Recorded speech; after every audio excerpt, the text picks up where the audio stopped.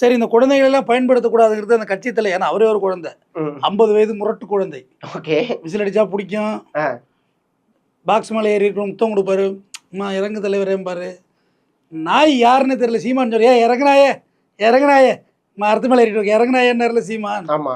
It's good leadership.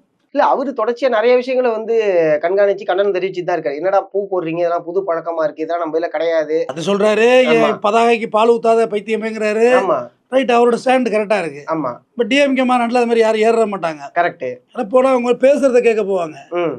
Edappadi மாநாட்டிலே அப்படிதான் தலைவர் என்ன பேசுறாரு. ஆமா, அரசியல் ரீதியான ஒரு மாநாடா இருக்கும் அதெல்லாம். அவர் ஒரு யூனிஃபார்ம்டா இருக்கும், ஒரு ஆர்கனைஸ்டு பாலிட்டிஷியன். கரெக்டான வார்த்தை, கரெக்ட். ஒரு நல்ல ஆர்கனைசேஷனா இருக்கும். இது ஆர்கனைசேஷனே கிடையாது.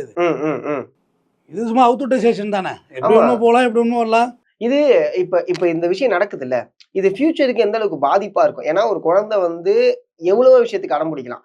ஓட்டு போடு அப்படின்னு சொல்லிட்டு வீட்டுல இருக்கவங்களுக்கு அடம் பிடிக்காத சாப்பிடாம இவ்வளவு விஷயங்கள்லாம் நடக்குதுன்னு அவங்க குற்றம் சொல்றாங்கல்ல, இது ஃபியூச்சருக்கு எந்த அளவுக்கு பாதிப்பு ஏற்படும்? எங்க ஐயா மாவீரன் பழனி பாபா தான் சொல்லுவாரு, ஏய் மணி 9 ஆக்கிறா, எல்லாம் எழுந்து வீட்டுக்கு ஓடுங்க, காலைல பள்ளிக்கூடத்துக்கு அம்மா ஓடும், ஓடு, நீ எல்லாம் அரசியல் கேட்டு என்ன ஆக போகுது அப்படிம்பாரு.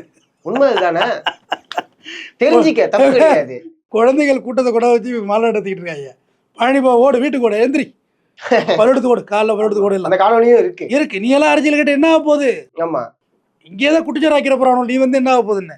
அது முன்னாடி விஜய் ஃபர்ஸ்ட் நினைச்சாருன்னா, மாவட்டந்தோறும் மதிப்பெண் எடுத்த மாணவர்களை வந்து பார்க்குறோம்னு சொல்லி சந்திக்க வச்சு அதை ஃபோட்டோ வாக்கி அதெல்லாம் அந்த குழந்தைகள் இன்ன வரைக்கும் டெய்லி ஸ்டேட்டஸ் வைக்கிற பிள்ளைங்கள்லாம் இருக்குது. அதையே ரிப்பீட்டடாக வைக்கிற பிள்ளைங்கள் இருக்குது. கரெக்ட். நான் ஒரு பாட்டு பாடட்டுமான்னா டான்ஸ் ஆடட்டுமான்னு சொல்லி ஒரு கோமாளி வேலை பார்த்துங்களா இல்லையா? ஆமாம்.